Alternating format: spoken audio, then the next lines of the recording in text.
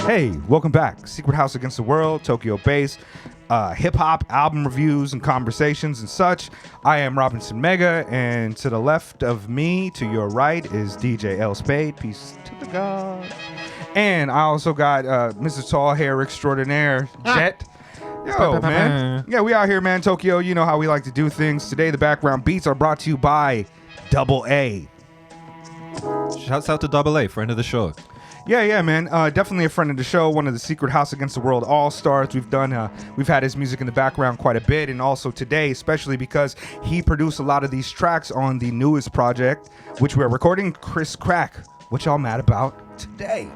It is a 16-song, 31-minute album, and also Chris Crack, I'm gonna have to call him a Hall of Fame tenant in the Secret House because we reviewed him before and we were all aligned with enjoying his music. Now, we've reviewed other artists before, but sometimes we weren't all in line. But with Chris Crack, man, he's a Secret House all-star, and we've assembled today to discuss his newest album, which is we don't need to talk about like why we like Chris Crack and shit, do we?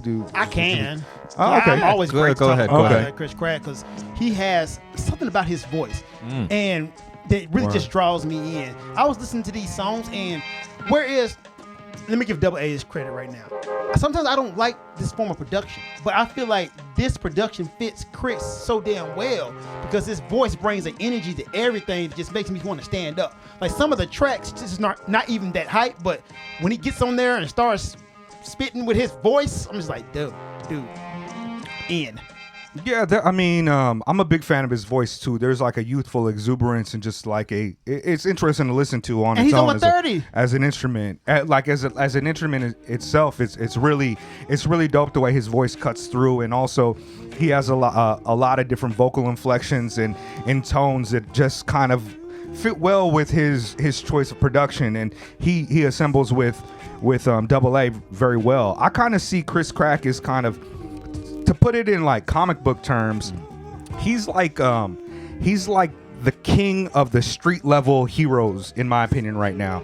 And by that I mean like he's an underground hip hop artist who is doing like his intelligence is not like on some Reed Richards level type of shit, but he talks about a lot of things that are important. He points out a lot of social ills. He has a lot of wit to him. He's very funny. He's on funny. Top of that, he pulls in all of these kind of cultural references that are rich, and he's just kind of extremely agile. And when you have a lot of artists that do stuff like this, but he puts it together as like the highest tier of it. Like RKX Nephew is experimental and witty and has one-liners, but with Chris Crack, there's like a different depth of the intelligence, but also like a supreme smart. I don't want to say smart dumb cat, but that's a term we use to describe it. You know what I mean? If some of these guys we've reviewed before are smart dumb cats, where it's like they're pseudo intellectuals and they're not very smart. Chris Crack is the opposite of that. He's lowbrow. Like he's lowbrow, but he's also very clever with it. He's funny and he's smart and he's witty, but he's not coming at it from like a place of like, oh, you're never going to see a music video where Chris Crack is like in a classroom, like you know, in front of the board, like he doesn't pseudo intellectual ass Hobson type figure. Right. He doesn't lean into like trying to be like some intellectual. It just comes across. He's like Doom a lot to me in that way. Doom, he's like Doom a Danny Brown or something. I would say Doom and Danny. Authentic than anything. He comes off authentic as hell. Like, this is what he believes. I believe this is what he believes, and he's not trying to fluff it up a lot. Right. So yeah, this guy right here is a genius, and it's like a lot of lived experiences that are coming through his lyrics. Yeah, man. I mean, he seems like he does. Authenticity is a great way to put it, and I kind of feel like I got a spider sense for that type of shit too. It's like, why don't you ever listen to Drake? It's like, I told y'all, like, why? Like, you should have figured it out. But like with him, I just really appreciate those idiosyncrasies in his style and also in his intellect. Like, he will say some shit that's really witty to me that I'll have to pocket. It's like, okay, and those are always like immediately exemplified in his album titles and his track titles, which are the best in the industry. Top tier. Always, every year he's got to have a top 3 on your list of like best song titles or album titles. Even like What Y'all Mad About Today, it speaks to how the conversation on a lot of social media and all these cyber spaces always relates to somebody having grievances about something and needing to talk about something. Someone being the main Right. character on the internet for that day, everyone dumping on them. Like, Word. And I mean, like, these these song titles are just incredible. Doja Cat is my least favorite crackhead. Profiting off Black Death isn't journalism. Which is my favorite song. Word. That's up Grass there. always greener over the septic tank. Yeah. Gary Coleman on Good Times. Help Which is people like without telling Yeah. everybody. Real It's also a Missionary good track. because we both cute. real more attractive than perfect. Like, help people without telling Telling everyone. everybody. Like, yo, like, these are things that these are what he talks about are qualities that I look for people that I surround myself with. And that's why I really like his music and his personality. And even when his albums don't make my top 10 lists of the year, especially sometimes he put out 2-3 projects a year, even when they don't hit that, like, I always go back to his music. His music scratches an itch for a lot of my underground shit, because a lot of it pushes towards more contemporary hip hop tropes, which I usually don't get into. This album in particular got a lot of sing-songy shit on Yeah. it, right? Yeah, A he's lot actually of sing-songy singing. shit Yeah. on it. And a lot of times, and people know if you listen to us on a podcast, a lot of times I don't like cats talking about their women problems and shit like that. But he be talking about shit the way that you be talking about pimping or simping on your show, right? True story, Because yes. a lot of this shit just makes sense to me, and a lot of it's just like, word, dog. Like, if a homie was coming at me from that direction of a conversation, I'd be like, I'm here for it. Yeah, word. In fact, I had something like happen like that too. But also, he hit you with some real shit that is just like, yeah, you simping for the hoes too. Yep. Shout out to the hoes, by the way. I just Love want to 'em. make that clear. Big fan, lifelong fan. You guys are right up there with rice. Is like being some of my favorite shit in this world. It's like white rice and the hoes. You Shout hear out to everything y'all. I wanted to say, Walking man. around at Yeah. night. Word. Yeah, it's up there. It's up there. And to continue on to this album, man, I really do enjoy it. And the singing shit is working for me on a lot of these tracks. Miraculously Except it was. for one for me. Which one? Okay. Because maybe my favorite Chris Crack song is 9 to 5's Make You Fake off of word. Growth Really Developed, where Yeah, he's yeah. singing, like, and he's so good on that. I love how he's singing. He sounds so sincere. He's so real with Word. it, but he's got his, like, very nasally, high-pitched voice, but he sounds good and really haunting production and stuff like that. And he does kind of do that on here as well, and it sounds good most of the time, but the grass is always greener over the septic tank. Yeah, Is not a fan. maybe a little too poppy for me. That's it's probably the only track on the album I'd say I don't My only like. note that I have on that is singing shit, and I just didn't really care for it. too much. It's just very poppy compared to the other stuff. It little doesn't bit. have that ambience or the kind of I also just don't really care for what he was singing about, like just phrasing. Like, he got shit on here like I ain't ate shit today but drugs, and that's like the chorus is very much singing, and that shit gets stuck in my head quite a bit. I actually have a little bit of I might be able to play a little cut of that if you guys don't mind. Hold on, it might be right here. Game Yeah. with 21, I'm ready to go home. This ain't fun enough. These bitches just using me. That shit is funny, dog. Using me.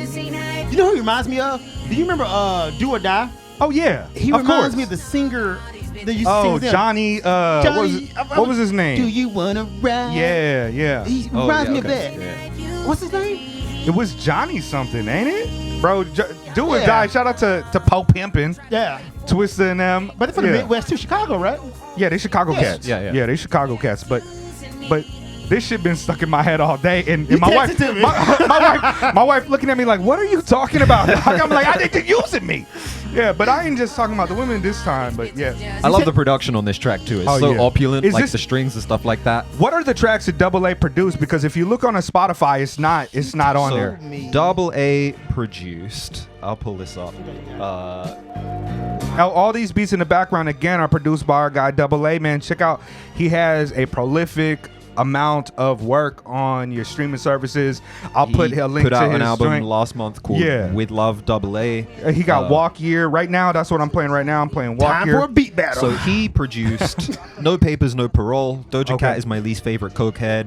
Profiting off Black Death isn't journalism. Fire. Classic. Ain't shit today, but drugs. Good one. That might be my favorite. That's the one we were just playing. It's up there for me It's a too. good Also, Therapy Don't Work, Try Drugs off the previous album Okay, was, right. was Double A, and that's probably my other favorite track off that album. No Rehearsal for Empty Shows, Art, Orgasms, Money, Peace, Tinder Dates Ain't Relationship with That's a Material. good song too. Tinder dates ain't relationship That's a good material song. is some shit that you would say. Yes, it Spade. is. Yeah, I mean, Yeah.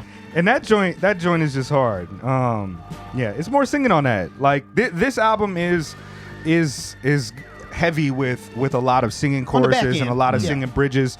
But yeah, he also bars out on this in some really fun, interesting ways. We're gonna do what we want when we winning. This is just a vocal encryption. I took both they bitches home and stroking and this is just a dope intermission. Yeah, man. I'm kicking ass. They had to hold me back. I did some dumb shit, but I ain't paying for our OnlyFans. Yeah. Bro, I'm glad you make that Danny Brown reference because I know that he's a fan of Danny Brown, but Danny Brown's music has kind of moved past a lot of these themes in a way. Yeah. And he never really leaned into like the dirt that Danny did. But Danny Brown also, I think, kind of was more extreme on both ends of that, right? Because sometimes you do have that straight up, like, guess who's the little bitch? You must suck a lot of dick type shit, right? Where he's just going like crazy with his like weird flappy voice that he does. And then also sometimes he'll go really into the dirt, you know, Right, field, right. field, house, field, Right. abandoned house, field kind of thing, Right. right? Chris Crack, I think he's a little more focused. He comes at it from a place of very lived experience. I really just dig the atmosphere. I've never been to Chicago. I don't really know anyone from Chicago. But he paints a very, very vivid picture of that for me. Chicago is great, man. It's just the parts I've seen weren't so great. I've And never that's been the one there. thing that I didn't know. Like, I have family. Everybody in Memphis has family in Chicago. It's a straight Okay. line, you know, from migration patterns to Memphis to Well, Chicago. He said he from the South too. So he must have family. I wonder Everybody what part has of the South. South. Well, what part there's of the definitely family- some southern hip hop flavor on this record as well. Especially, yeah, I mean, Grass Always Greener, I think, has a bit of that like early mid 2000s, you know, southern hip hop vibe to it. You know, some of the poppier stuff you were hearing in that era.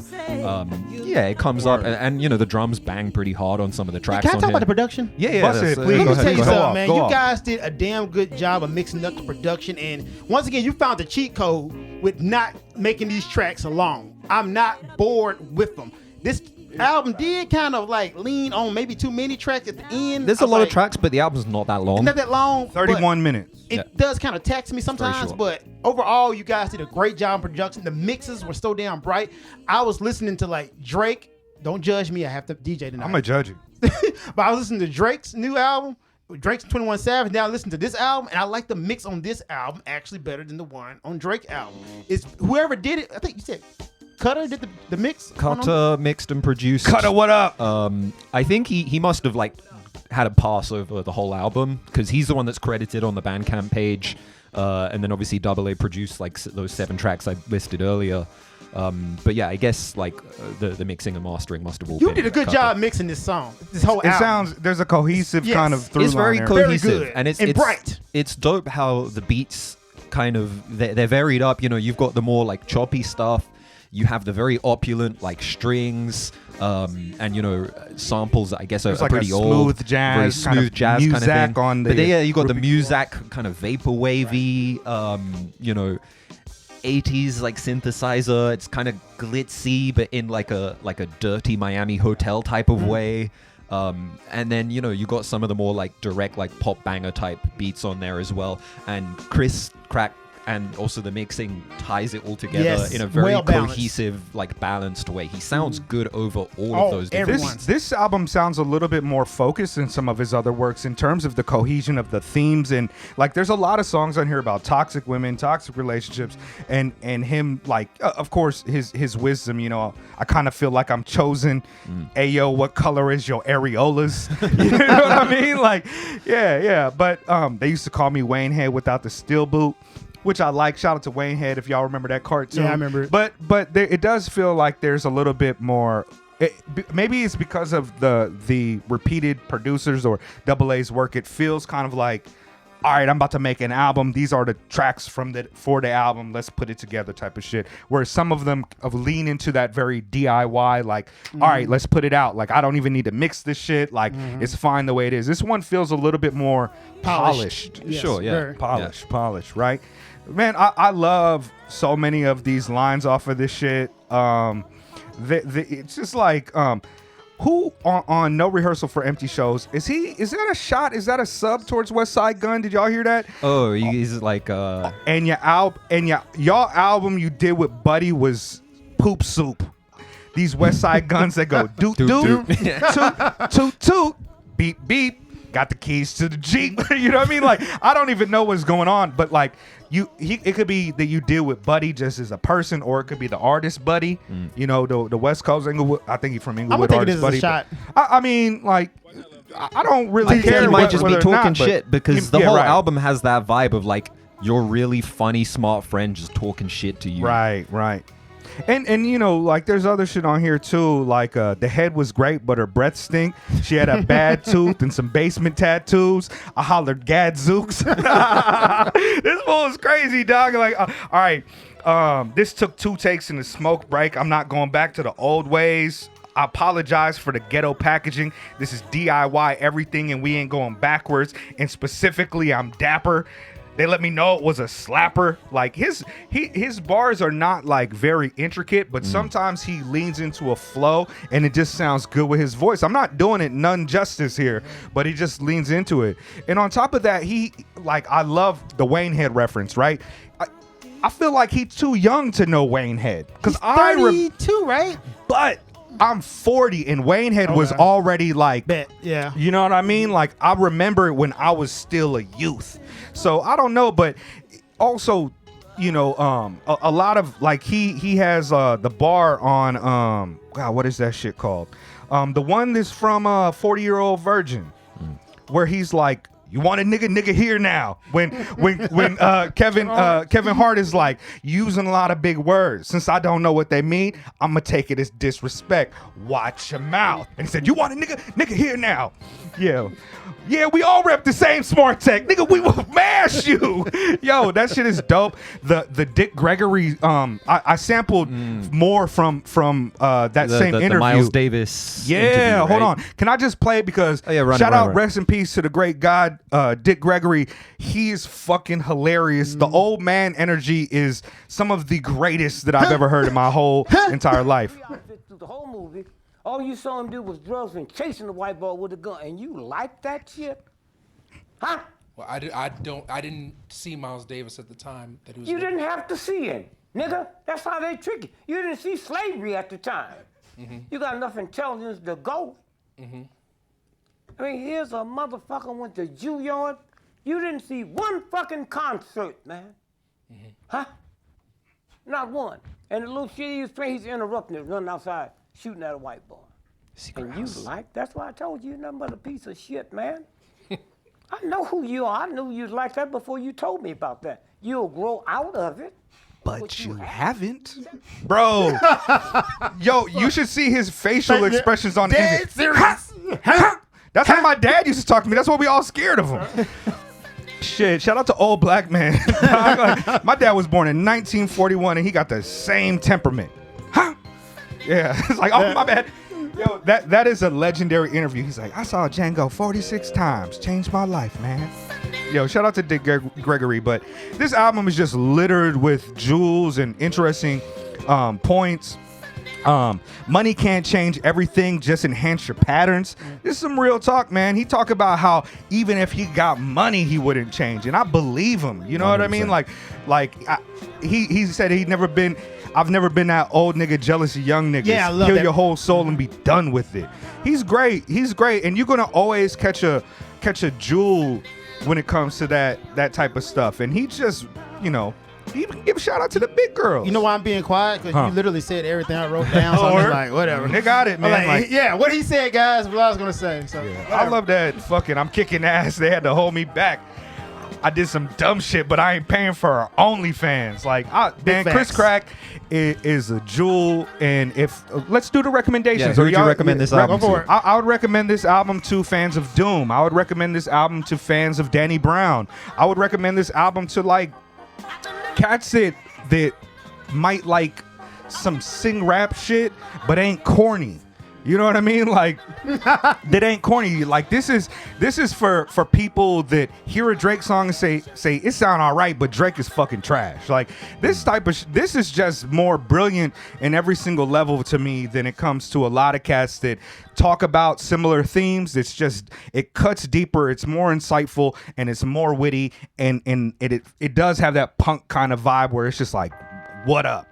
The catalog is tremendous and continues to grow. This is another quality project from Chris Crack, and all his producers killed it.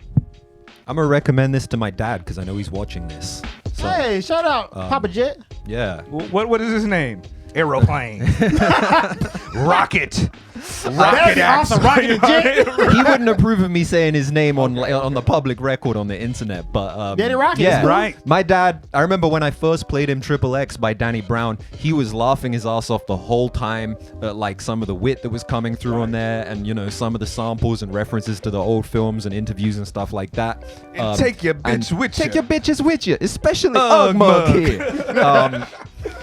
And it's that same energy. That's just Word. it's very funny, it's entertaining, it's clever, and there's just so many gems on there that I know that my dad's gonna appreciate that one, because I think Word. sometimes my dad doesn't really vibe with like the really young cats. I say really young, this dude's my age, but yeah, no, yeah. this is for There's you, a Dad. wisdom there, though. There's a wisdom there. to There's a Chris wisdom Crack. there. Yeah, this is a smart cat. Yeah. I would recommend this to fans of Crit because this album right here Good pull. really kind of bridges the gap between like northern, midwestern, and southern rap very, very well. He has hidden gems, and he's a bridge between like old cats like me and young cats. Everybody in between can actually love this. So he is like the archetype of what everybody needs to be listening to. The sample choices for production really hit hard. He hides some gems among the bullshit, but it makes it even better because you think you're not listening to anything important, and then he just slaps you across the head with one. You're like, oh wow, wait.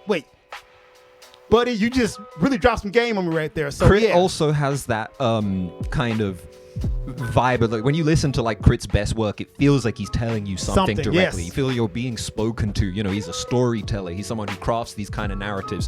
And Chris Crack, he's not exactly a storyteller in the same way, but you get that same feeling that you're like spitting. Your friend is spitting knowledge to you. It's like it's definitely thematic in his approach, and I love it, dude. You have a fan right here, dude. And once again, I'm not a fan of this type of production, but the way you guys produce these beats and the way he raps on it, it's just fitting. So great job, guys. Johnny Listen P. to it. Johnny P. Johnny P. Yes. And you With a player like you and me. Oh yeah. Yeah. Jet, Shout like, out. what is that? Also, 7:00 p.m. I will recommend to you, Spade, listen to Chris Crack's album Might Delete Later if you haven't. I have. Okay. Okay. Cool. Just check. Because we didn't review that one. Yeah, right? I know right. that got canceled for some reason. So yeah, no, that's my favorite of his albums. Okay. So Yeah. Fire. Yeah, that album's fucking fantastic. It didn't make my like top 10 list. Last If year. I would last year or the year Yeah, before. I think so. With my current opinion of it, it definitely would have. So Okay. that's It why I'm grew putting on it you out more, there. It yeah? grew on me, and Shout I think out. they all grow on me as well because a lot of it passes me by. A part of it is also, there is a lot of references and like cultural stuff that just passes me by because I'm not American. So yeah. Secret House. Fuck the all right.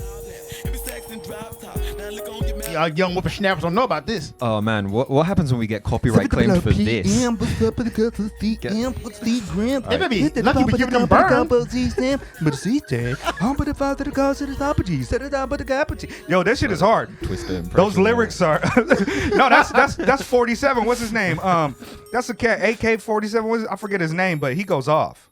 Yeah, that's my guy. Fuck the all right. Yeah. That shit came out. I was like in 6th grade, 7th grade. Yeah, I some think shit. I was Yeah. down there too. Yeah, like, I remember on a bus, we was all singing that shit like we was fucking Boys to Men or some shit. hey, you know what? We actually thought dude was singing back in the day. Now you're like, man, that is booty. Okay, peace. Secret House Against the World, Tokyo Base. That's it.